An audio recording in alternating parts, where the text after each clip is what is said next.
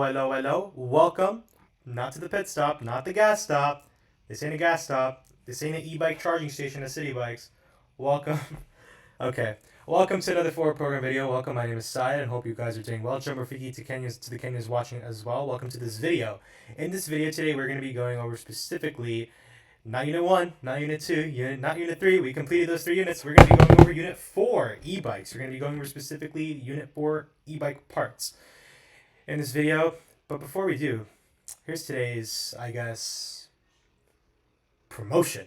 Are you guys tired of being stuck in class with the teacher nagging you so much, teaching things on a chalkboard, and you barely understand the topic, and you try to get through as much as you can in the class, but you doze off afterwards? Never fear. Kuta Software is here. In this software, especially for teachers, you guys can make your classes fun by giving us practice worksheets. It is very, very fun, and it is very, very amazing. So how this works, well, let's see this video really here quickly. Make custom math worksheets in seconds. Select the topics to include, adjust the difficulty, choose free response or multiple choice, and enter the number of questions. Easily adjust the length and spacing. Create your own questions, regenerate any questions you're not satisfied with, and generate multiple versions of your assignment with just a click. Print your worksheets or post online for automatic grading. Kuta Software for pre-algebra through calculus. Get started now with our free trial. Not only that, you guys can also take a look at the products over here. They have grade 6 math. They have a lot of concepts you can do. You can download free worksheets. Be careful though, there is a 14-day trial, just letting you guys know, and you guys can buy certain things, purchase orders, renewals, and you can use the free trial for 14 days to do that. You can also support them if needed. But either way, visit Kuta Software. It is a really good platform to those teachers who want to create practice level math related topics. Watching this video, and to the orphans watching this video, I also have some updates for you guys as well. So for those who don't know, we have been focusing on our big CAD project, and I know I've been saying a lot in the videos that we have been getting a lot of updates, but our CAD software team is doing the best they can to create these designs for us, so that way we can create these essential blueprints. We can get the materials ready for you guys at list, so you guys can go outside and you guys can get to getting in terms of constructing your own bikes. So I'm gonna give a shout out to Matthew. Matthew was able to produce this for us. This is one of our first prototypes. This is our mountain bike. This is a mountain bike that has a bottle and has a good design. It's really rough bent. It's really good though. I love the designs. I love the wheels. Our team loves it. I want to give a huge shout out to Matthew and the CAD team. They're doing a very good job with documentation and essentially creating these bike design teams. Here's another image that I want to show you guys. This is our actual bike design photo that we're using. We're using this with the bike chains, pedals. This is exactly what we want for our bike chain. This is exactly what we want for our bike to be. This is a very good design, so I want to give Matthew and his entire team a huge shout out. All right, so that's all for today's updates. Today we're going to be talking about now what are e-bikes. The definition really for that is that they are basically standard electric bikes that generate electric power to assist the rider's pedaling effort. In general, the rider who pedals, the kinetic energy is going to be generated into electric power. The purposes for e-bikes, take a look at the pedaling power video. That video specifically talks about the purposes for normal bikes. E-bikes, there are similar purposes that are presented as in normal bikes. They're useful for commuting, exercising, transporting cargo, and accessibility for recreational usage. The benefits, it's eco-friendly and reduces carbon footprint. There are 3 different types of e-bikes that we can see here. Well, there are different types. There's e-bikes, bicycles, e-motorcycles. The e-bikes, their electric power helps you ride. It's not allowed in some places, and there are some age limits and rules. A fun fact, the mayor in New York City, he reduced the e-bikes speed limit to 15 miles per hour to make sure that everyone is safe, especially when crossing the street, especially when cars are navigated. E-bikes, they're now reduced to 15 miles per hour for safety precautions, so that's really, really cool. The next thing also, we have bicycles. They're powered by pedals exclusively, allowed almost everywhere, and they're all ages practice safe riding. They practice safe riding, tricycles, bicycles, even unicycles where, clowns and other people, not just like, circus clowns or, not just clowns from the circuses who use them, to have fun, but also, everyday people that use, unicycles as well. And those are really cool cycles too, but not gonna lie too. e-motorcycles as well. While in e-motorcycles it's mostly all electric.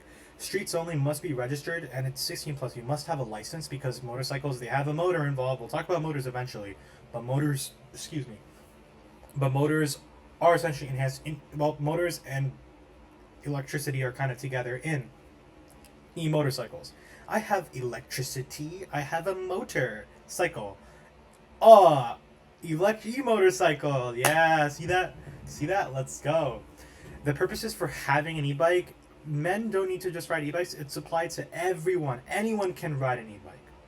You know, they are useful. The purposes for that is, you know, job commutes, short trips around the town, you know, exploring nature, getting fresh air, save money, nourishing, upgrade one existing bicycle game, exercising and getting better cardiovascular condition, improving overall physique and wellness, and, you know, it doesn't require a license. You know, ecological benefits there are too, and it's, you know, you can connect with the community, talk with bicyclists. You can do that, and it really makes you a very good person if you ride a bike, generally speaking, but also for e-bikes too in these cases. So I want to show you guys a GeoGebra of electric bikes specifically. Let me see if I can pull this up really quick. So here's something. This is a folding electric bike benefits.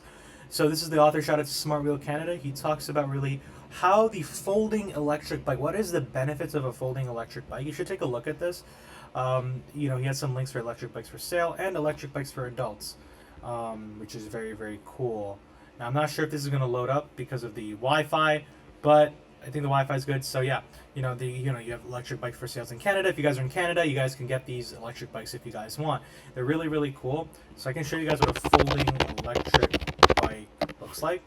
This is what it looks like. It can fold. There is a specific way of how it folds. Let me see if I can find that really quickly for you guys so you guys can get the idea. So here's essentially how it would work. Not this one. This one. I think it's this one, right? Let's see. There it is. So you can see here that the folding bike can actually unfold. We talked about a folding bike. We talked about how the folding bike functions in the different types of bikes. So this is a really cool review. So take a look at that link. It's really cool. The first e-bike part that we're going to be going over now is batteries. So what are batteries? The function for batteries is the central power in storing energy in lithium-ion cells to power electricity. Now, other types of facts, the physics is it converts chemical to electrical energy. Notice that over here in a battery, typically there's a voltaic cell. There's a lot of sulfuric acid, dilute sulfuric acid. There's a zinc rod and a copper rod that helps generate. You have cations and anions, and they're basically, you know, charging up this current. They're charging up this current to power up this electricity. This is where the electric current will probably generate and will essentially power up the battery. Now, it costs around $240 to $489 approximately. There is maintenance that should be made. You should avoid full discharges in extreme temperatures because if that's the case, your e-bike could catch on fire. So be very careful of that. The fun fact to know is that what to consider when you're trying to buy a battery. It depends on your bike really. How far can I ride on a single charge, and how will that battery last over time? You can see that this is a specific example of different, these are different types of batteries you can use to charge your e-bike. And this is really cool. So that's very cool to know. The next thing that we're going to be talking about is the second e-bike part, and that is the controller. We'll be talking about controllers a lot in one of our videos. We're not going to be going over just this right now, but e-bike part number 2 is controllers. The functions for that, the bike, it's essentially known as the bike's electronic brain. It directs power from the battery to the motor. Now, other things to kind of note as well is that the physics, it uses electrical switches to control voltage and current of motor system. It costs around $60 to $150. You should make sure that they're kept dry and clean, ensure the wiring is secured, and you should avoid overheating at all costs so that way your e-bike does not catch on fire. The fun fact is that e-bike controllers, they use pulse width modulation to regulate motor power. So this is a different type of, method that controllers are used for to regulate motor power to essentially make sure that bikes don't catch on fire. But you can see here that these wires are controlled in this controller. You can see there's a throttle for the throttle, PAS system, motor, display, brakes, lights, power, and I think we kind of are going to talk about some of these. So yeah, this is really cool. The key components you can see of an e-bike controller specifically, there are capacitors, resistors, there's the main chip of this this, I believe, is like a motherboard of some sort of this controller. There's input sensors, power switches, wiring cables. We also have power input, the main chip, resistors, and capacitors as well.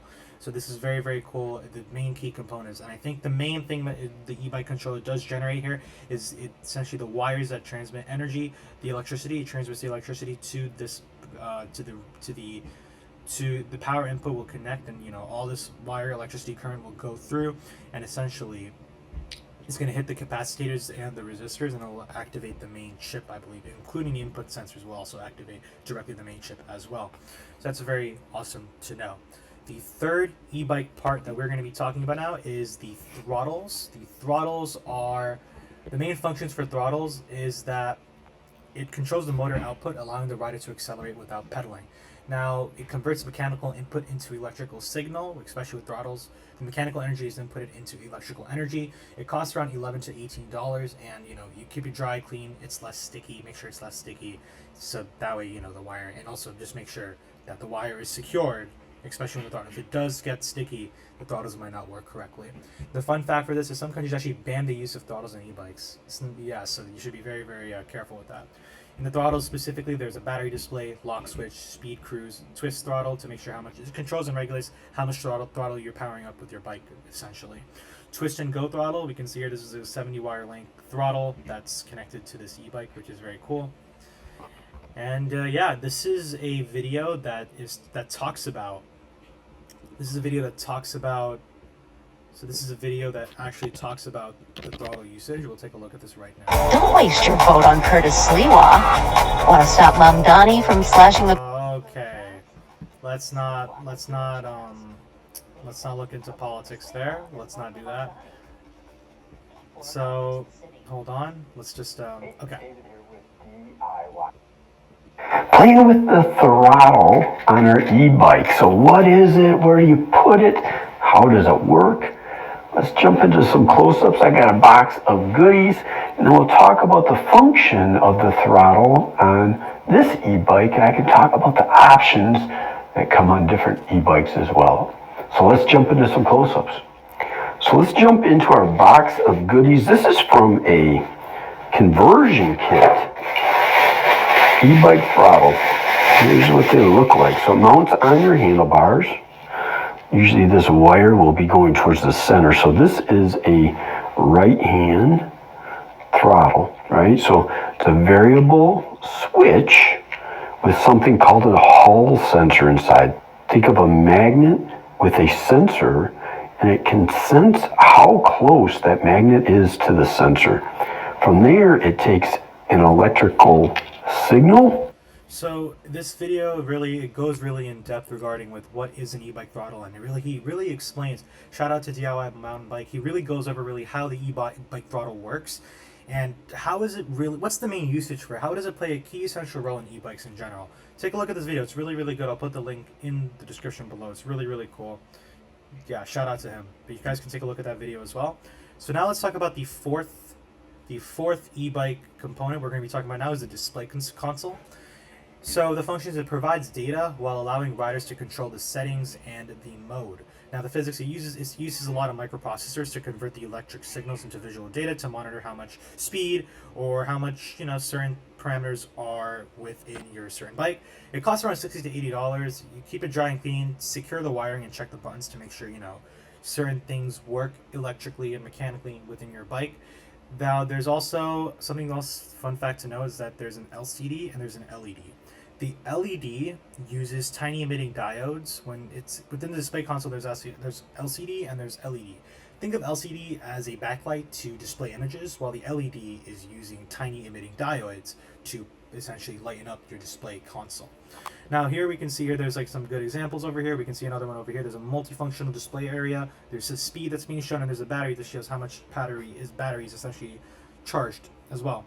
And it's giving all the metrics you need. It shows every data you need in one page. You can see all the different types of diodes and their applications. We have the photo, gun, pin, tunnel, LED, variegator, and there's some other ones here too that are really cool to take a look at. So take a look at those when you guys have the chance.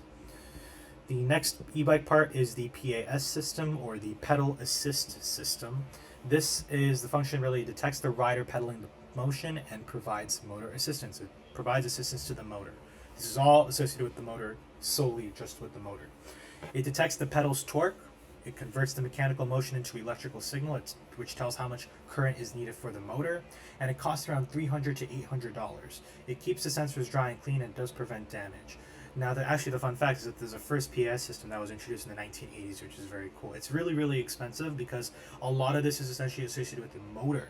The motor is a really, really, really, really critical tool in e-motorcycles, and motors are definitely expensive. So, of course, the $300 to $800 price range is reasonable. It will go high depending on the demand, but it's really, really high, and you should be very, very careful to make sure that, hey, is this going to be very expensive in the future? But a lot of these parts that are associated with the motor do tend to be expensive because they're the main critical key aspects of how a bike powers up and how it really functions. So here's some cool, like, for example, PAS sensors that you can see here. There's one here. We can see another one here. This connected with the male connector, and there's also it's also integrated and connected with the male connector as well, which is very cool. And there are also dual hall sensors. This is a sensor that's, within the PAS system. The next e-bike part that we'll be talking about now is the charging port and charger. This is the last one. So the functions for this, it safely transports electrical energy from external power source and any external power source to an e-bike battery. Now, other things to kind of note is that it converts AC, or the alternating current, into DC, which is the direct current. We'll be going over really AC, DC, LED, LCD. We'll be going over these a bit in depth, so take a look in future videos. It costs around $880. It costs imagine if it costs $800. It costs $80. If it did cost $800, it would be really, really expensive. And man, oh my, I can't buy a charger then. But really, it costs around $80 for bike chargers. Bike chargers. It's an okay price. The maintenance, it keeps sensors dry and clean, and it does. You have to make sure I misspoke. So the maintenance for that is that it keeps sensors. You have to make sure that you keep the sensors dry and clean, and make sure you take care of the wires. Fun fact is that Citibike in New York City has e-bike charging stations that are introduced back in 2011. E-bike charging places, they've been introduced in 2012, and with the law, thanks to the law, they were able to now input these free bikes, so that way people can go around easily and go around New York City. So that's very, very cool. Here's a good video that goes over how does Citibikes work. Welcome to part 1 of the Citibike video series consisting of 5 parts. In this video, I will introduce you to the general concepts of how... Shout out to Andy, How To and Product Peak. He goes over really how the Citibike essentially works. This is part 1 of 5. There's a lot of parts that he goes over. Citibike operates. So there's a lot of parts. Throughout the rest of the series, I will have topics ranging from selecting a plan and choosing the right bike, to bike locking and unlocking, along with sharing helpful tips based on my personal experiences. Citibike is a bike rental program primarily available in New York City and parts of New Jersey. Take a look at the various locations where Citibike operates. Furthermore, they continue to expand their service area over time. You can visit the official website here. The initial step, if you're interested in the program, is selecting a plan, which I'll thoroughly explain in the upcoming video. Once you have chosen and paid for your plan, you can use the Citibike app on your smartphone to unlock a bike at any Citibike station. After your ride, simply return the bike at any Citibike station with available docking spots. Sounds simple, right? Yes and no. While the system might appear straightforward, there are numerous hidden tricks and tips that you will only discover once you become part of the program and actually ride the bikes yourself, making certain mistakes, which I'll address in the future video. So this is a really good video that really talks about how the Citibike system works, and yeah, this is very, very cool. Citibike is improving. It's improving day and day. The mayor has also introduced that the e-bikes are going to be reducing to 15 miles per hour, which is very, very good for safety purposes.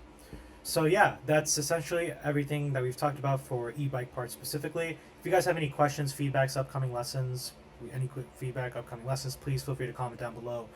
You guys can email us, you guys can contact us, and yeah, when sending questions related, write the question you have, send a picture, we'll respond when we have the chance. Here's a fun joke, guys. How do you make 7 an even number? Can you make it an even number? You drop the S in 7 to make it even. Get it? All right. I hope you guys had fun with this.